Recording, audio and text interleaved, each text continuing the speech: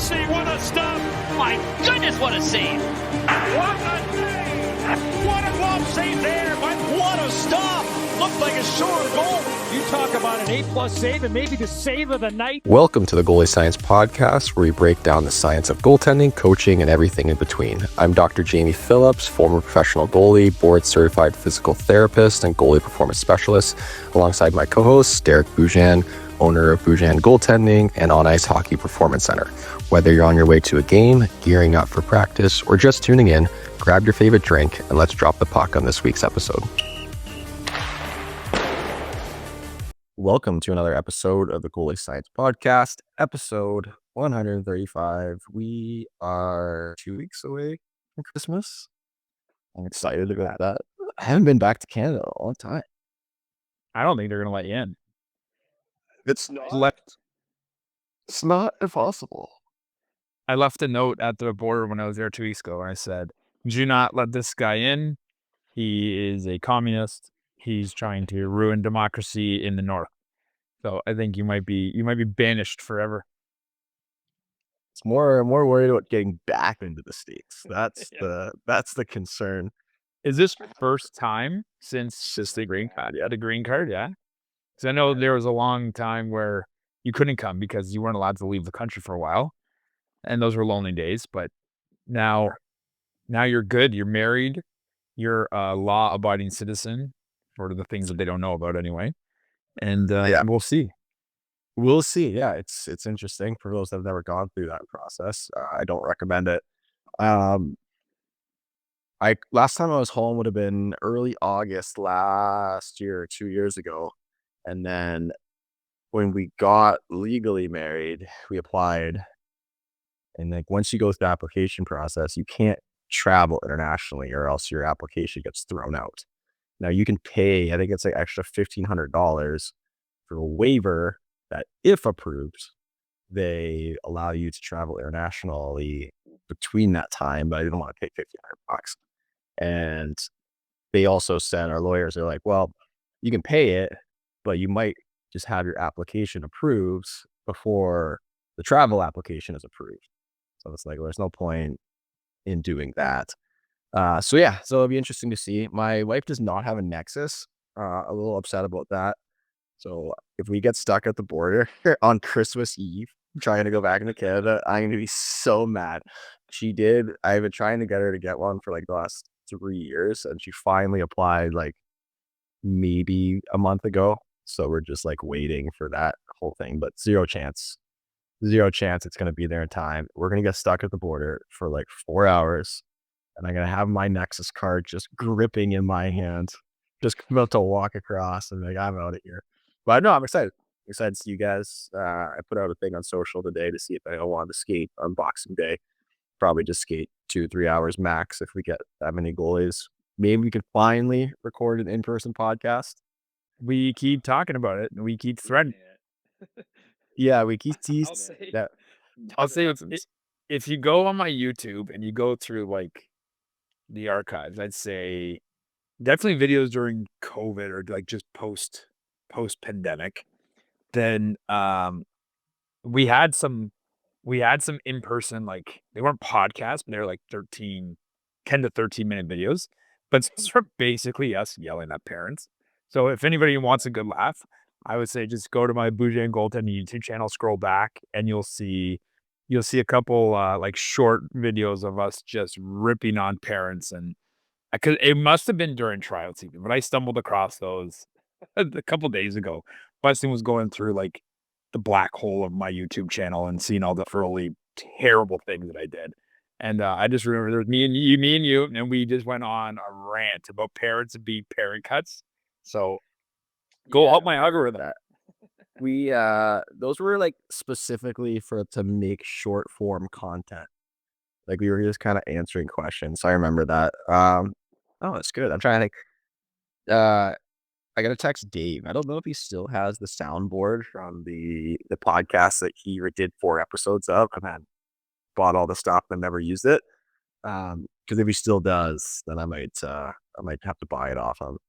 Because I want to start, like, I wanted the pod that I'm going to try to get with Rupe, as long as our questions are approved. I want to do that here in person. So like having a little bit of the soundboards and a little bit more professional setting, maybe we'll trick some people into thinking we know what we're doing. When in No, fact, we do not. we are flying by the seat of our pants, but that's the best part about it. It's fun. Speaking but flying by the seat of her pants, quick story time. We're gonna get right into it. This is a request from a parent who reached out and said, in frustration, that they got this. So they got this parent has reached out a few times complaining about the coach that they have, to, like all parents do. But this parent is pretty solid in terms of they remain a level-headed. But this was more for, would you get a load of this guy kind of story. All-star selections are coming in for the team. And the coaches on each how it works in this league is that the goalies are selected by the other teams. The other teams get to choose the goalies. I like that. Now the players are selected by their own head coach and their own coaching staff. This is U16, so it's highest level hockey. And the coach sent an email out to all the parents saying that he felt that every player was deserving to go to the All-Star game. So they're going to pick the names out from a hat. Oh my God.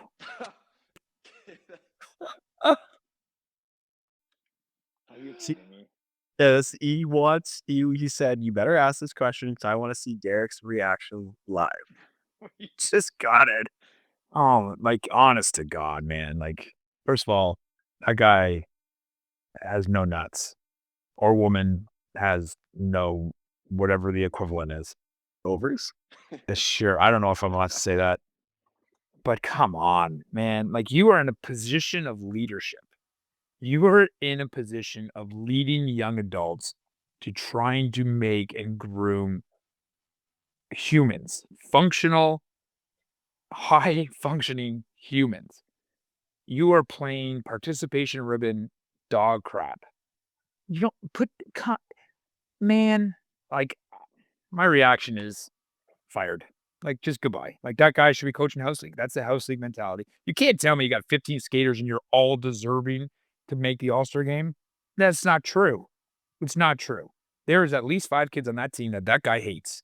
And I hope he pulls those kids' names out of the hat just so he looks like an idiot. Come on. That was my also reaction. Another You just can't make a decision. Like, does this guy make decisions for ice time? Yeah. So this is building upon the complaints that I've gotten about this coach. This coach has also actively said to certain parents that he doesn't really want them to win because he doesn't want them to go to playoffs, and because he doesn't want to stay in a hotel for a few nights. This is the head cheese. And then my reaction was, why are you coaching then? Like, just don't do it. Like, don't do it. And so there is a non-zero chance that like decisions are made for them to actively lose. How do parents not have a mutiny on this? I'm against parents mutiny to going after the coaches because, like, in my storied history and experience of 25 years of coaching high level hockey, parents are idiots.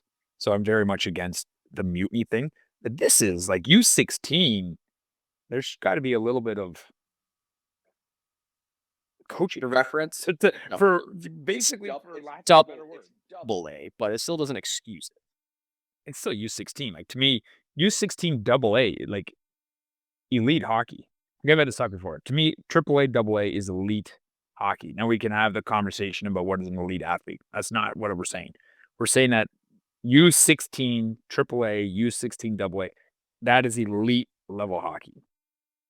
You still have the opportunity, if you're playing U16 double A, to be a late bloomer and continue to develop your skill set and your hockey IQ and continue to progress and make something, whether it's a D3, a club hockey, play minor league pro, U16 double A, elite hockey. You have to have coaching. There's lack of a better term. That's coaching. Like, I don't have a better word for that. So whoever put this question in, if this information that we get is true, because we have to, take this, it's coming from a parent, so it might not be true sometimes. I'd be just as frustrated as them. I'm frustrated hearing about it. I would assume that majority of this information is true. Um, but yeah, it's I would hate to be the parent of a player on this team. This is obviously for a goalie podcast. This comes from a goalie parent. So the goalies are picked by the other team. So he doesn't have to worry about it. But yeah, this one was is an interesting take. And I just don't understand why you'd bother. Like you actually he don't want to make playoffs or go deep in the playoffs because you drive and stay at a hotel. Like so I'm sorry to interrupt you, but do you know, is this a non-parent coach or is this parent? this is a parent coach of a non-goalie, like parent of a player forward or D. I mean, that doesn't make it any better, or it just makes it different. Like if you're a parent of a coach, is the coach Is it for a non-player parent? Dude, he all right, I guess I don't really get it, but well, I would assume here's a non-parent. I would assume non-parent coach should be getting paid. So I would say there's the motivation. The coach is coaching because there's probably some sort of compensation. But if you're a parent coach and this is the mentality, you're probably not there for the right reasons. You might be there because your child is a bubble player at this level, and maybe you're there for that reason. And now your experience hasn't been a positive one because your kid is a bubble player and you're trying to coach and lead this team knowing that your child maybe not be there. But this is just me guessing.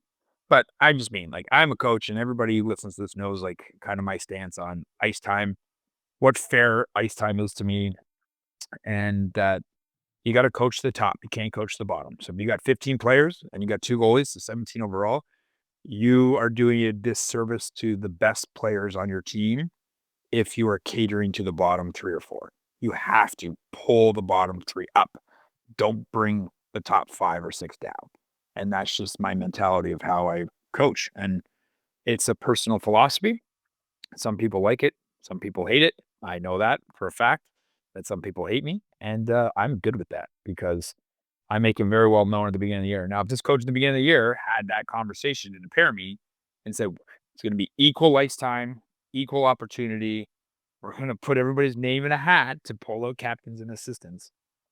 Well, then maybe those parents knew what they were getting into, and this just one parent wasn't on board, but now he should have spoke up before. So true and true. Yeah, interesting. But I would also say that listen, if you're gonna run 4 lines evenly, it's an all-star game. That's the point. It's the point.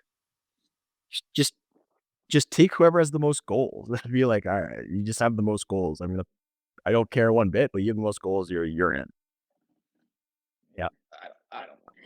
What was your you had something you want? I did have something, and this, I think this is more it's not a debate. I think this is a discussion. So I have a junior A goalie who's a rookie in the OJHL, OHL drafted goalie who I believe should have played junior last year. They made a family decision not to for school reasons, which I totally respect. But in terms of my consultation, I was like, I think, yeah, man, you got to go play junior this year. He did it. He played another year of U18, which is fine. So now he's a rookie. So we're starting now to find some patterns, and he's struggling on games where he's starting. So he made the first 3 or 4 starts of the year went very well. This comes back to the accountability. He was scratched, a healthy scratch for the first 5 games because he was late for 2 practices. So we had that discussion of you can't do that. No bueno. You got to be on time. There is no excuse for misreading the calendar. You got to be a good teammate. If you're not the number 1 goalie, that stuff's not going to fly. And it didn't. They were 3 goals at a time. Now they're down to 2. So he had a good start to the year. We started to find that he struggled with long road trips. So we tried to give him some tools on how to maybe adapt some of his pregame. Nothing really worked. Then he started going in relief and playing unbelievable. He'd get to start the next game and he'd struggle. He'd sit for 3 or 4 games, he'd go in relief and be unbelievable. So we're starting to see a pattern here. So lots of talking, lots of trying to understand his mindset. what he does in preparation, trying to help him fix it. And yesterday we had a skate and we had a good talk, and I was trying to explain to him, obviously, if you think of the pattern, he obviously builds up anxiety pre-starts. When he went in relief, there wasn't any pressure, and he'd go in and he'd perform to his capabilities, but then he'd get in his own head. So we're trying to develop some tools to help him with that. But this led me down a road where I think I wanted to talk about this. And what I said to him is he struggles and gave up early goals. And we have this idea in our head that goalies have to make saves in big moments, right? The best goalies make the big saves in the best moments.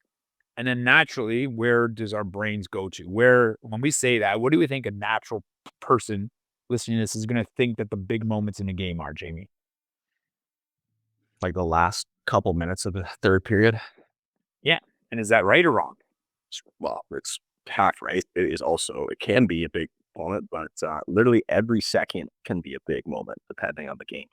Correct. And this is one thing that I think a lot of coaches, goalie parents, and goalies don't understand is if we want to say the biggest moments are in the last 2 minutes of a game, those moments are only big and important because the first 58 minutes, because of the results of what happened there. So if the last 2 minutes are important, it's because it's probably a close game, 1-goal game. Maybe you're on the penalty kill, maybe you're on the power play. A team is maybe pulling a goalie. That only happens because of the first 58 minutes.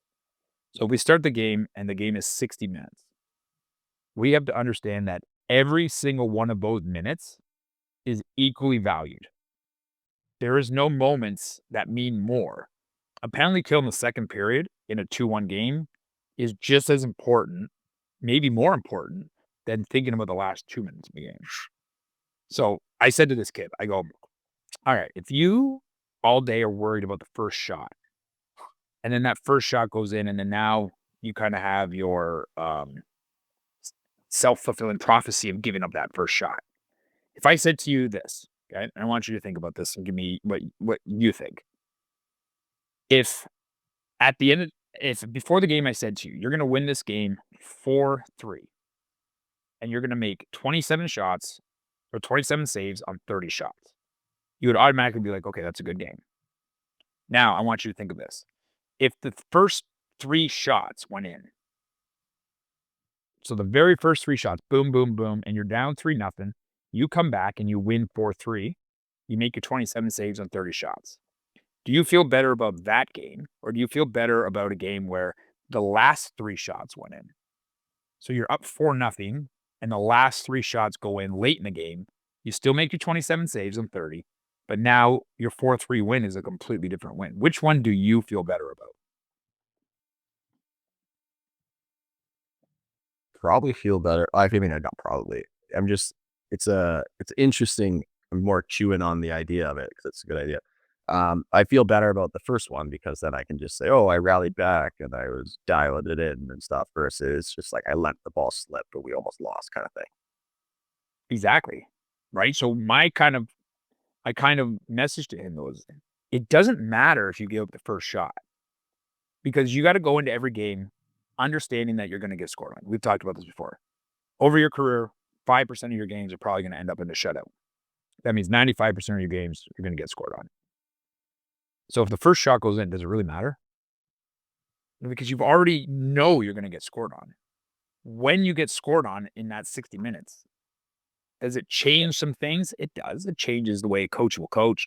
It changes the way the ref might call a game. Those things do. A lot of those things are a little bit out of your control. So what we have to understand as goalies is every save is worth the same. Every second is worth the same. If you heard those 2 scenarios and you automatically thought the first one, which same thing, I would feel way better about that. Be like, oh man, I was able to pull my game back around. I was able to make saves down the stretch. But at the end of the day, it's a 4-3 win. You went 27 on 30. But we have very 2 different opinions on how we leave that game feeling. Yeah, no, I agree. I say the same thing. I say every shot on that is created equal, whether it's a dump in from on the power play or it's a 3-0. It's still a registered shot, still registered a goal, still registered a save. Yeah, no, I think, well, like you're doing the right thing where it's basically mental. Then you're right. It's just a reframing thing. Um, so going back to what you said originally, where he made the decision as a family to play one more year of U18s. What was your mindset in terms of, was he just ready to play junior, or was it like, let's get some experience, let's throw him to the wolves? Like what was going through your mind to get him to junior quicker? Mine was you've already been drafted. You've already done everything that you can do. There is no more steps to take at that level, that you have to take the next step. You go into junior and there are 60-minute games. You're on the bus. You're a rookie, so you're playing with 20-year-olds. You're probably, as a younger guy, going in as a backup, so you have to earn your minutes. All of those things are a stepping stone. And I said to this guy too, is I take your first 15 starts when you jump from minor hockey to junior, take those 15 starts and you throw them away at the end of your career. Because those first 15 starts are going to be up and down, and you're learning how to play junior hockey because it's different. Right? Some of the rules are different. Sometimes you can't change on icings. You can in minor hockey. You got your 20-minute warm up. All of these things make it a different world. You have guys coming in and out of practice trying to take your job. So those first 15 starts are kind of thrown away. So if you get those first 15 starts at 16 or 17, as opposed to being 18, you're set up for more success long term. Right now, if you're a kid that is coming out of minor hockey and you're not ready, like if you still have more to prove, the big thing for me when I was consulting and talking to this kid was you have no more to prove. There's nothing more you can do in minor hockey. There's no reason for you to stay back and play. You've been drafted. You've been a number one goalie. You've been identified by junior teams. You have as much leverage as you can possibly have this year. That playing another year is not going to help you. And now we're starting to feel this now that he's in the next year, his 15 starts haven't come yet. And now he's still struggling with that as a year older. So everybody's individual. Like this is not a blanket thing, but just as this kid, talking to him and knowing him as an individual, I would have rather him gone through this a year younger because he would have been probably more supported with an older goalie last year, where now this year, because he's a year older, it put a little more pressure on him to be the guy. Mhm. I mean, we're in the same mindset. The biggest thing for me when doing it in the same situation is exactly what you said, where it's like, what more you have to prove, and have you achieved everything? Like, the big difference. I'll use one of my goalies. I'll use Damaso for example, because he's my goalie. Skated with you.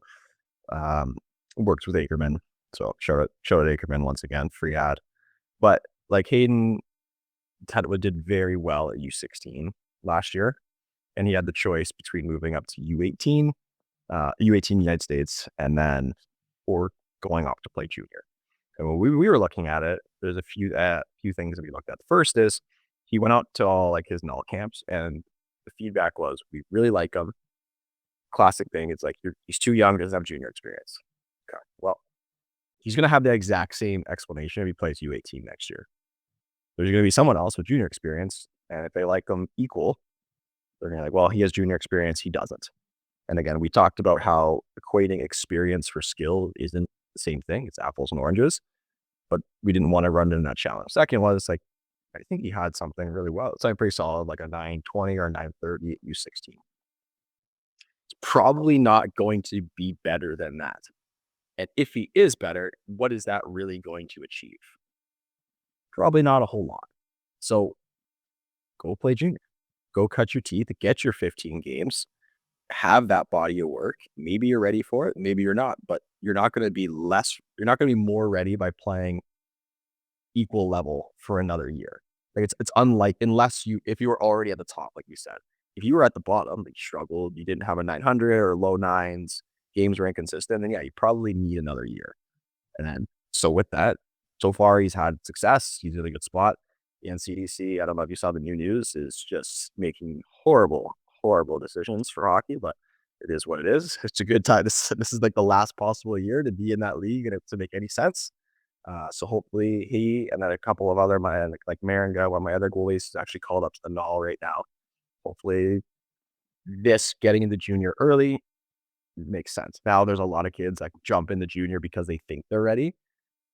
And there's a big thing between knowing you're ready, thinking you're ready, and then what is the advice of everyone around you?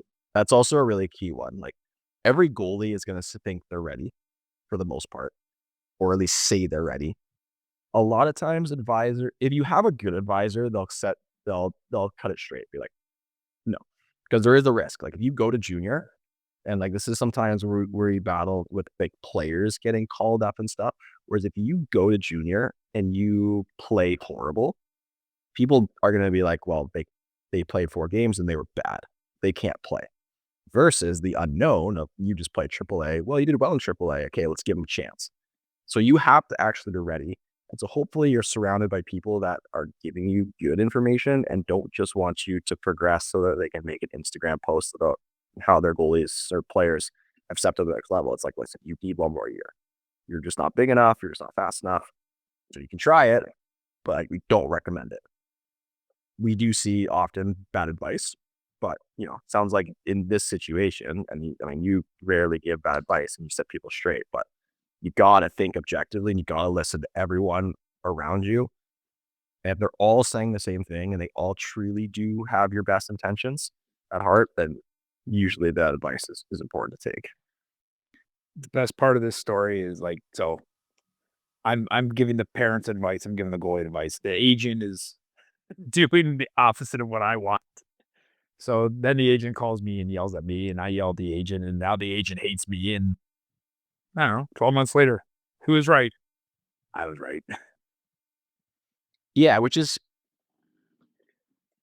it's so weird because as a goalie coach, listen, we don't want our goalies to do bad. We don't want any of our goalies, any of our athletes to do bad ever. So like, are you saying, hey, go, he's ready? All right. For you to disagree with the agent, like it's okay. You're probably going to disagree, but it's not like you're trying to push that athlete faster. Like if a guy's or a girl is going to be ready to step up. It's usually the other way. It's usually we're Usually is too. the agent, and the agent's trying to push them up, and we're trying to hold them back and be patient. But you got to remember, agents get paid. They get paid by the athlete, they get paid by teams, and they get paid by coaches.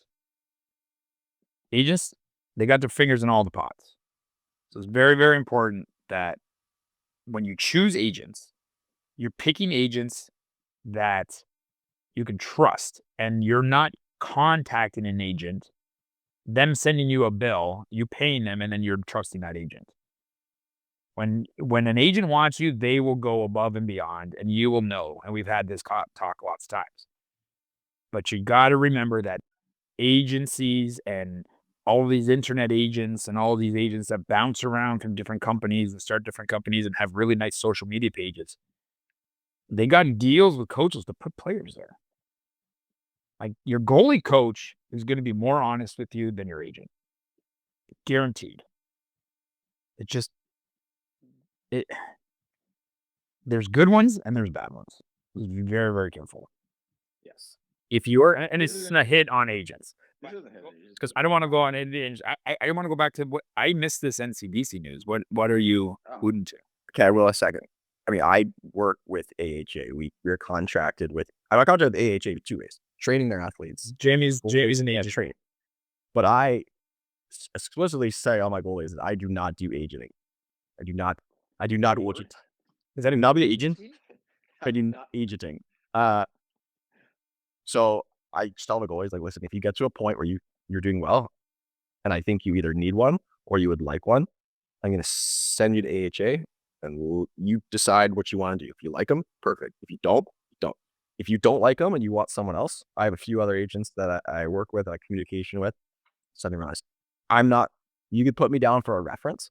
If someone calls me, I'll give that coach my honest opinion, but I am not going to place you on a team or make calls on your behalf when you get to that junior level, because I want to make sure that there is a bridge between those two, or a wall of separation, as I say, because I don't want any of those decisions to influence my coaching.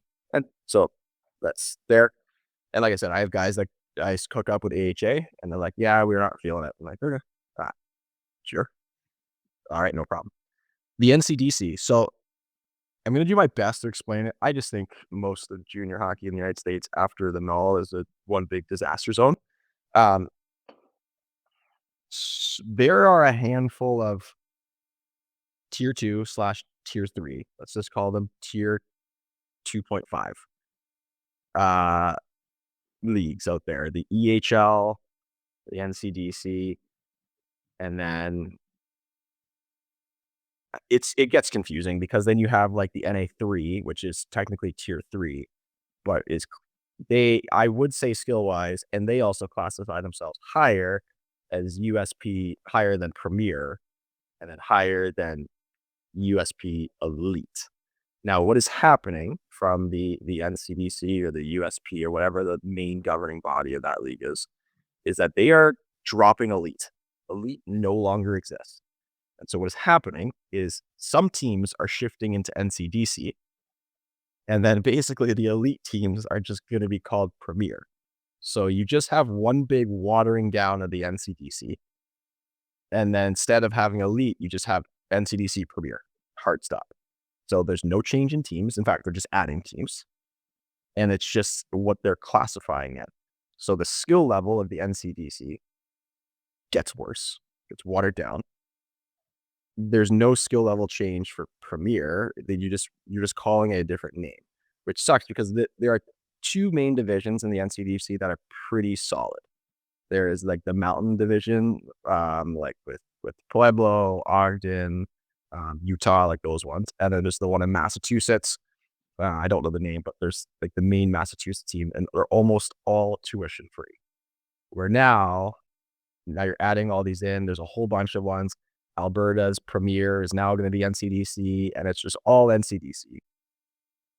And there's going to be a mix of tuition free and non-tuition free, and it just waters it down. And that doesn't include what goes on in the NA3, because the NA3 is still tier 3, but technically under NCDC, but skill wise, probably not. And with this new mix, it might even be high. It's just such a mess. It's just such a mess. And I don't understand any of it. And I don't know, like, it makes it harder for us to provide guidance to our athletes because now, I take a Hayden DeMasso. Okay. Playing the NCDC made sense. He is not a USP Premier goalie. In fact, he's probably a NAHL goalie. He just needs got a year under his belt. But now, can I say those same things about that league when it's basically just playing USP Premier? So it's like, do you go NA3? He hasn't graduated. He doesn't graduate high school until this year, so he can't go to Canada, which I think is a stupid rule. I wish they would get rid of that, especially with all the changes. I get if they're trying to protect Canadian assets, but still, it's just a mess. It's just a mess. And I don't know. BC Could go to BC, and that's is he would so moving. I don't know what the heck you guys do. You guys just it's paint by numbers, throw a bunch of hockey teams out there and put them in a number. A league It's all made up. Some leagues have letters, some leagues have numbers in them. I don't know what the hell you guys are doing. Is BC would be higher than the NCDC. Yes, the BC. But is it still? Because since they went out, Yes. Oh yes, it's still better? oh yeah, by like a lot. I would say it's still better than the NAHL, but I would say by technicality, it is on par with the NA. Okay. So like, But I would when I say, it's just saying the BC, that's not a thing. Like he wasn't ready. I think he was ready. There just wasn't any opportunities. And then he was drafted first overall into the NCDC. So it just made sense. Like the league, he's going to one of the two better divisions, good teams. Pueblo consistently sends one or two goalies from NCDC to the NAHL every year. Pipeline made sense. Follow it. Just like the pipeline used to make sense up until 2 years ago, where it's like, oh, go play tier 2 and then move up to college and you're good. Or now that pipeline has changed. Pipeline is get to major junior as fast as possible. And then now, how do you do that? Got even harder. So it's like, if you're a Canadian kid listening The pipeline is a little bit more black and white than it is for the state. In the state, go play tier 2, go play junior A somewhere in Canada. I know you can't, again, provincial stuff, you have to graduate high school, stupid. But you at least, like the MJ is still, in my mind, it's still gonna be better than the NCDC. The Saskatchewan League's still gonna be better than the NCDC. AJ, etc. You know what you're doing. Get there fast. For the Americans, who cannot go to Canada until they graduate high school, so now it's like, okay, do you have to play that first year U18 for it to make sense? Or do you play watered down NCDC? Or do you go play NA3? I don't know now. Because the quality has gotten so poor, I don't know what makes sense. What about prep hockey? Prep hockey is still like, it's on par with AAA. So it's AAA and prep are in a loop into one basket. They're the same, and I think budget comes into a lot of it too. Are you paying $30,000 a year for prep hockey, or are you paying, depending on where you play, $30,000 to $8,000 a year to play AAA? So those are equivalent across the board. But then you run into that same conversation. Do you have junior experience? Well, no, because I didn't want to go play in the NCDC or NA3 as a 17-year-old. I wanted to play in U18, which is it better? I don't know now. And then some Canadian kid from Manitoba who has junior experience steps in and takes your job in the NAHL because they have junior experience. What's the balance, right? Like I'm hoping that with the USHL trademarking whatever National Junior Hockey League or whatever they're calling it now, I just hope that they just amalgamate into one true major junior, and they force feed all the other teams to create one true tier 2, 1-2, tier 3 that is affiliated, and then all the junior below that, they can just figure it out themselves. But at least that there is a true path to development where every major junior team is affiliated with a tier 2 team, and then every tier 2 team is affiliated with a tier 3 team. Hard stop. We have some direction. Will it happen? Probably not. But in the meantime, when things make sense to us, they don't happen because they make too much sense. Yeah. So who knows? I don't know. All I know is that the USPHL or whatever and NCDC just keep putting lipstick on a pig, and it is not getting any prettier. In fact, it just ruined the NCDC. The NCDC is not a thing anymore. That's Have you paid any attention to what your Montreal Canadiens are doing? I saw that Montsabo stuff was not in the locker room, thanks to the most reliable source on the internet, Instagram. And someone had said that he was sick, but then other people had said that it's not true. But I am very curious to see how Jack Fowler is going to do in his first NHL game. I'm interested. I mean, I still like Dobish. And yeah, you keep watch a date because I think Dobish is sick. Like, I think Dobish is, like we talked about last pod, he is in the making to being like a really consistent NHL goalie across the board. Just a good NHL goalie. And maybe he blooms into a great one, but I think has all the makings of a very good, very consistent NHL star. Oh, yeah. And I mean, I watched that Leaf game the other night, and he was great. And Dennis Hildeby we're on the Hildebeest train, man. Now that he's gotten a little bit more consistent games, I think he's just found some comfort. He looked really excellent. He got what, shutout against Tampa? The Montreal game, the Tampa game, he was excellent. I thought he was very solid. Getting an opportunity and doing something with it. But we talked about Dobish in the last episode, and he had a tough one the other night, got yanked, and then Montebo wasn't any better, and that's when they called up Jack Fowler. But if you go look through Dobish's game log for the year, you'll see kind of what we talked about. He's 24 years old. He's kind of on a rotation of 2 really good games, 1 kind of stinker, 2 good games, 1 stinker. And how we forget the first couple of years of Carey Price in Montreal, how like this, and they almoed traded him away. They almost did off her whack, and they came to their senses and they kept Price, but like this guy's 24 years old. Let him blossom. And you got a coach there that is doing an unbelievable job, and the expectations have very rapidly increased. So I think there's a little bit of pressure to play really, really well. And Montreal, I think, is tough to play in. I think, especially for a guy that's not French-speaking Canadian. But I like him. Be patient. If you're a Montreal Canadiens fan, have some patience, because I'd like to remind you what Carey Price, who is a Hall of Famer, went through in his first 3 or 4 years in the NHL. And this guy is only not even a calendar year yet in the NHL. But be patient, because this guy he's very good. It's crazy that the expectations are like that for goalies. Because everyone talks about it. Oh, goalies take longer to develop, but then in an actual application, no one listens. And as someone who's always jokes around, have a little bit of seriousness for some of the old dogs, where it's like, just let the kid play. Hey, having a Jake Allen on your team, who is steady Eddie, great backup, been around the league, someone like that. Having that combined with a Dobich, that's what you want. Oh, but they traded Jake Allen away last year. I know they did. I know. Lord, that's why I know, but that's like what you kind of need. Like you need, like Montembeault is also a young goalie. He's older. He's got more experience. Is he 26? He's like 26, but like he never fully established himself as like a bona fide, consistent number one.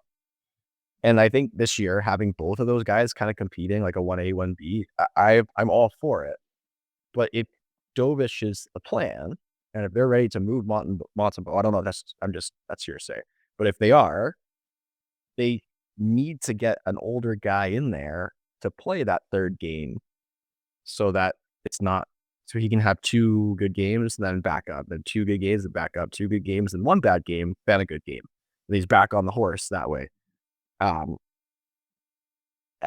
Yeah. Is Montembeault sick, or is he just scrapped? Like, what's going on there? Like, have you heard anything? Number one, I hate the Habs. I hate them. I like Marty St. Louis. I like Dobich. I like Arbor Jackeye because I know him and he used to shoot for me and he's a Hamilton boy and I had an opportunity to coach him a little bit. So a big fan of Arbor. But other than that, I hate everybody on that team and I hate any fans of Montreal, including yourself. So I don't know. All I know is that I have a bet that Leafs will still win the cup before Montreal. So I would like to see them crash and burn because I would make $500 on it. And shout out to loyal listener Anthony Quaglia. Don't call me Quaglia for having that bet with me, but I'm sure the second he saw Jack Fowler, not Jack, I had a Jack Fowler. What's his name? Jacob.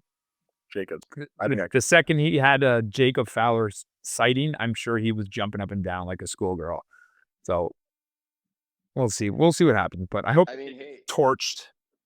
Maybe they rush him in like they did with Premu and like all the other goalies. And you mean historically what Montreal does with their young goalies? Maybe they just certainly rush him in, burn him out, crash and burn, and then grab someone else, rinse and repeat.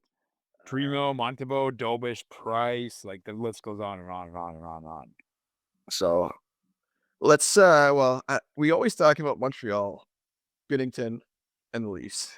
Is there anything else in the goalie world that is going on that you find interesting? Or here's one. What does Vancouver do with Demko? They give up on him. Yeah. Okay. I said that 2 years ago. I said just give up on him. Well, he has some value, but instead of doing that, what they did was they signed him to a contract extension. And no, it is what it is. Yeah, it sucks because he's a good goalie. He just can't stay healthy, and he is goalie. Yeah, he's just always injured, and so you have to know that like if someone's injured that long every single year, he's probably never gonna get truly healthy.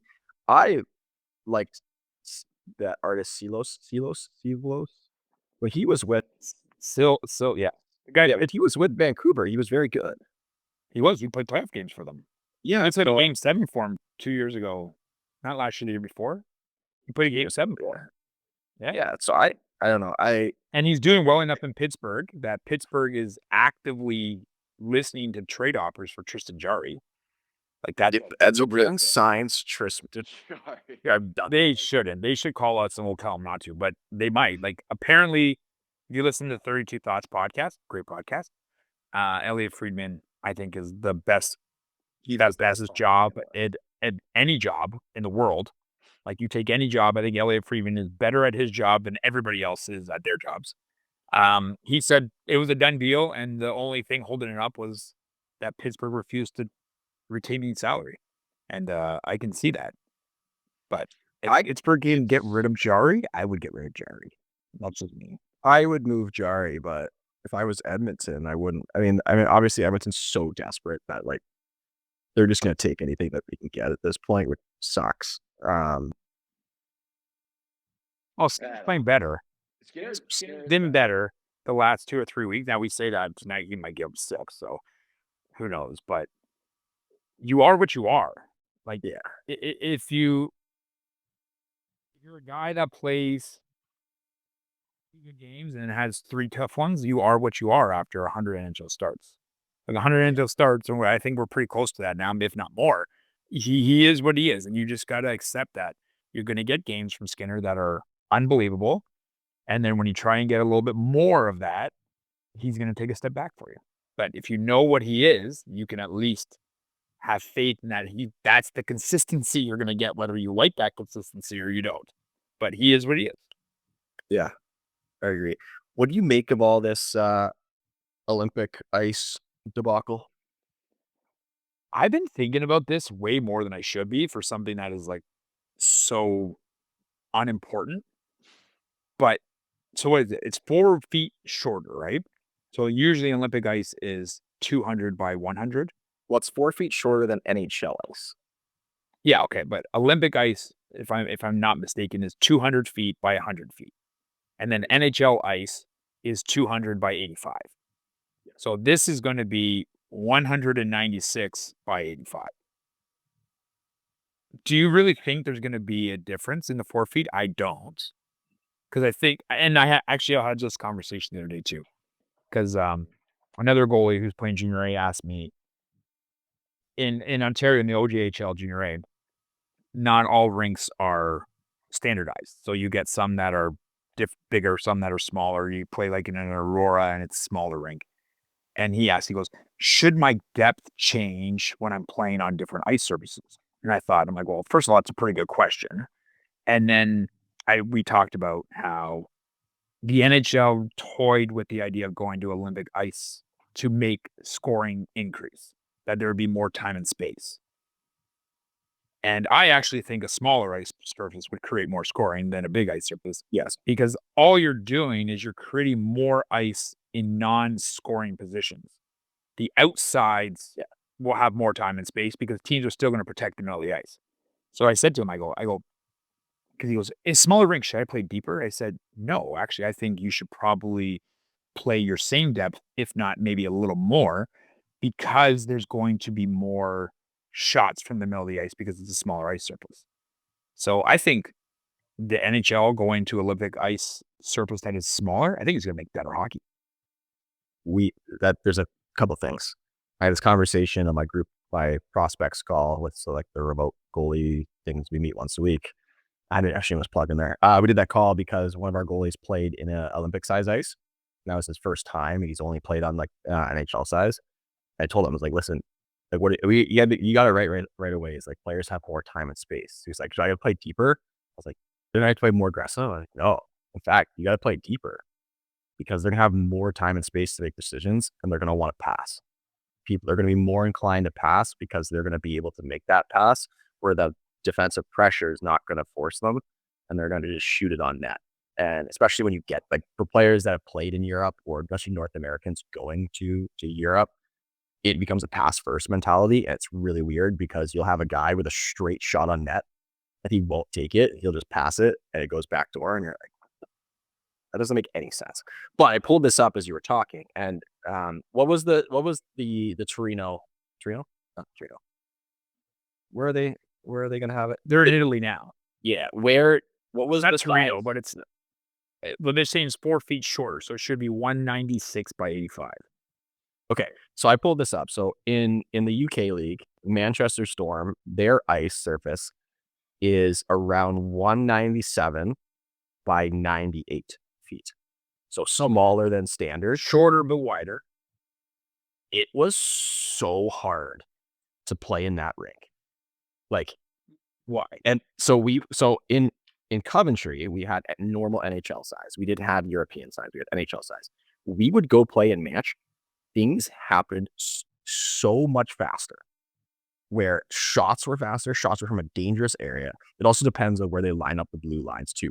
Is the neutral zone super narrow or is it wide?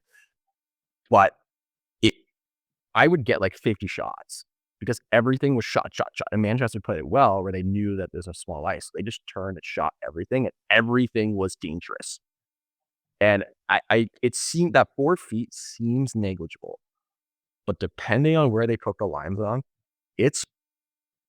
things are going to happen quicker. And you have a player, you have NHL guys, 80% are probably NHL players that have played the same size ice their entire life. Everything they know is mapped around the specific dimensions. You tweak that, it's going to throw things off a bit until they adjust. But it's going to throw things off. And for the goalies, things are going to happen faster than they're used to it. And I just always have to use that example of playing in Manch was really, really hard. Now, I excelled in small rink, but man, it was hard. Back up. Okay, it was shorter, but it was wider. Okay, when you played in Manchester. Now, I'll say this. The second that it's wider, the first thing that I think about where width becomes a factor is through the neutral zone. Yeah. So in the end zone, it doesn't matter.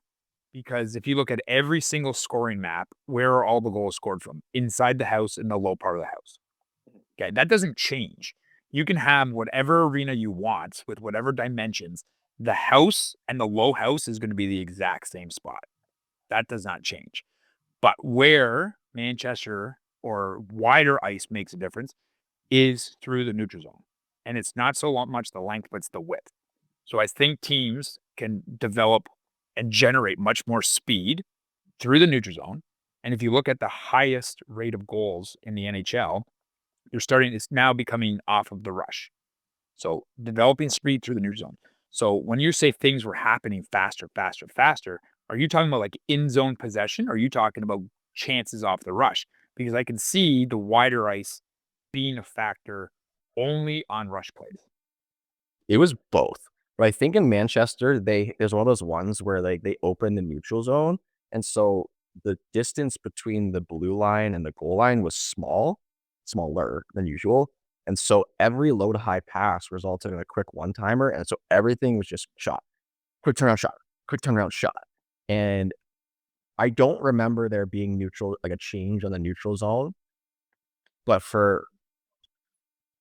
maybe it was just the way Manchester played or matched up against our team. But that was a challenge for me because I knew that like I'm going to probably get 50, 60 shots and they are going to all be dangerous opportunities, all within like under the ringette line kind of thing. So that's because the end zones were shorter. I'm pretty sure that was it. Like I let me see if I can pull up like an aerial view of it, but I'm almost positive that was because the end zones are short. Yeah, like I'm pulling up a picture of this, and you can find it in Google. Yeah, that's like huge neutral zone.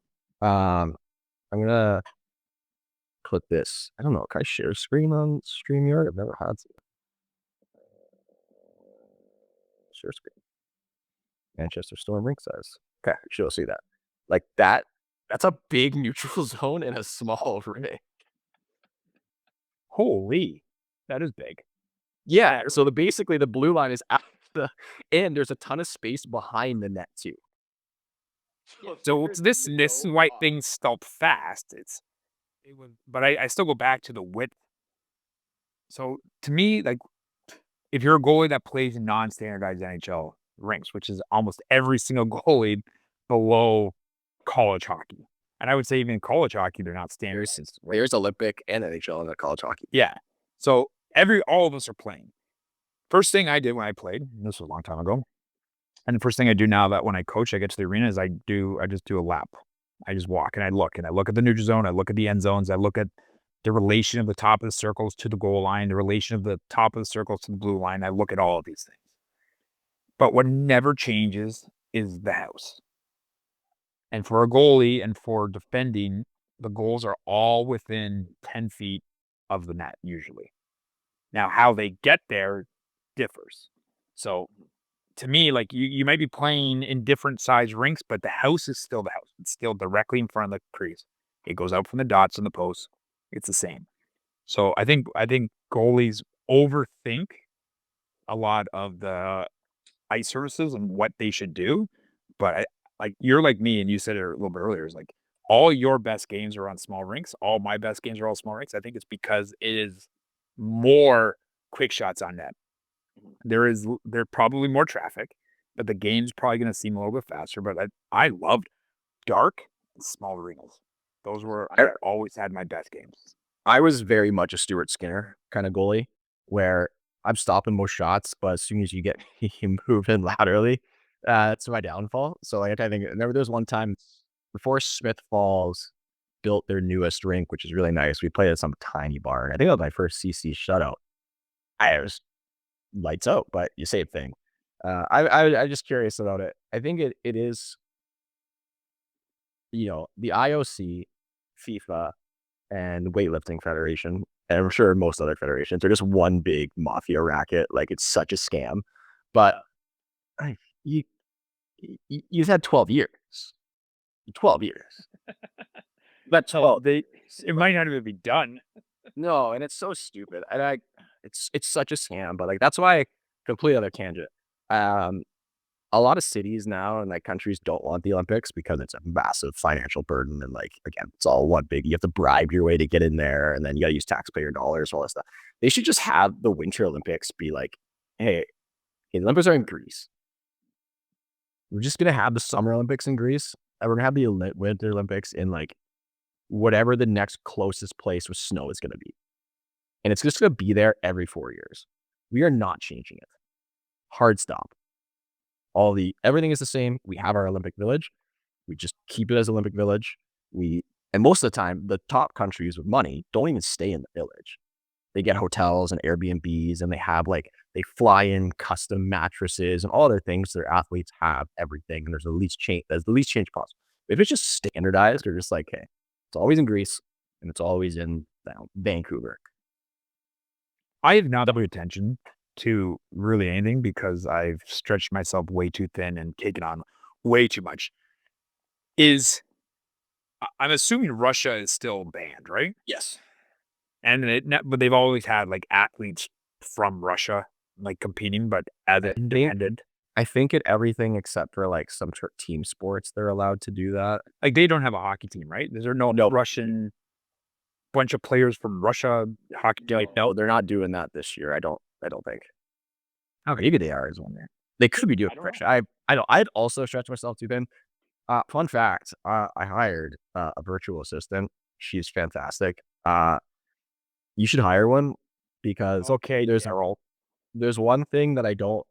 I get a lot of emails and stuff, and it's just nice that she goes in there and she like tags them all and organizes them so that when I answer, like I know the order, and it's just fantastic. Yeah, I 10 out of 10 recommend getting someone to help you with things. My brain doesn't work like that. Well, mine doesn't either, but there's a cool book. I said I'd bring it to you, but you're not going to read it. It's called Buy Back Your Time by Dan Martell. And it basically just says, like, look at when you own a business and all the things that you have to do. And your business is similar to mine, where we are in multiple things. We are goalie coaching, we're training, we're players coaching, skills coaching. What are the things that you can offload and what are the things that you can afford to offload? Like I can afford a set amount of hours per week for my assistant to help me organize my life.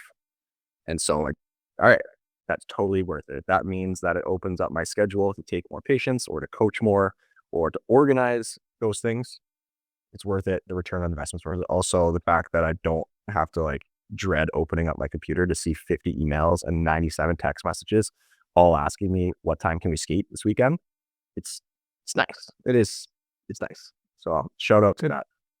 Good for you. I know that I would recommend her to you, but you're not going to do anything with it. So I'm just going to throw it there, Evan. Parting shots and or shout out. We did forget a Christmas gift idea last week. And I only remember this today because someone ordered them for me. Bauer Connect skates. Go buy Bauer Connect skates for your kids. Christmas gift, Bauer Connects. So I'm working on a cool series right now where a lot of people just have really flat feet. And when your feet are flat and your arch just collapse in, you're going to get a lot inward knee collapse or knee valgus. So think about like the butterfly position where you have knock knees, causes a lot of stress. So I have one athlete I'm kind of doing like a little made up case study where I'm trying to address that with different orthotics and different things, including Connect skates. Then I was thinking about different athletes, different positions, because I was like, 99% of people probably should use the Connect skates. The caveat I had is if you have chronic ankle instability based on a genetic condition, there's two goalies I can think of. One of them we had this conversation has clubfoot or grew up and had clubfoot. They need more stability than less. So if you're someone that struggles with that, or if you had a condition then you need a very rigid boot and able to support your ankle. If you are not one of those people, you probably need more flex in your boot to be able to move. So I thought that was a cool PT caveat. I felt like there was one other gift, but I forgot what it was. I'm still waiting on the cease and desist from every team, for every company for calling Mystery Minis gambling for children. Eventually that's probably going to come my way. There was something, and if I remember, I'll put it in the show notes. But my shout outs is to one of my goalies, Mason Martin, who 2010, last Friday, they beat the dynamic Little Caesars 2010 team that he had never beaten them his entire career. That was a bucket list team to beat. He's gonna get mad at me, but he had like a little vision board of the goals and steps that he wants to take in hockey. And one of those steps was to beat Little Caesars. He finally beat them along with the team. So congratulations to him. I was live streaming it and I was very, very happy that he was able to check that off. And now he can put that behind him and focus on the next part of his vision board. So happy to see that. I got a shout out. So I think I said this on a couple of podcasts before. But this is a shout out to Marcello Macaluso. So 2014 Hamilton Steel AAA goalie. They just won the Hamilton Steel tournament. The shout out's not for the tournament, even though he played great. I went and watched, and 3 starts, I think 2 player of the games, dialed it. But he's a kid that has worked his butt off, not very naturally athletic, very heavy feet. He reminds me a lot of you skating when we were younger, so work in progress. But shout out to him and Dr. Ackerman, who has helped this kid dial in his eyes, because I spent 3 years of trying to get him to catch pucks. We could not. I finally just got fed up, booked him an appointment myself, and realized that all of the giant tiger optometrists in our area that were telling me a perfect 20/20 vision were full of crap, because he did not. His eyes were cross-eyed, actually, and he could not see pucks moving very well. So how he played AAA hockey was amazing. So he's got some contacts, and the very first thing I noticed in the first couple of games I watched since getting his contacts were catching pucks. And I'm like, I am vindicated. I knew something was wrong. It wasn't my fault. So thank you to Marcello and Dr. Ackerman for getting together and getting that kid dialed, because he's a high ceiling prospect. There was a perfect opportunity for a dashboard confessional quote where you were vindicated. You're selfish, I am wrong. See this? This is just turning into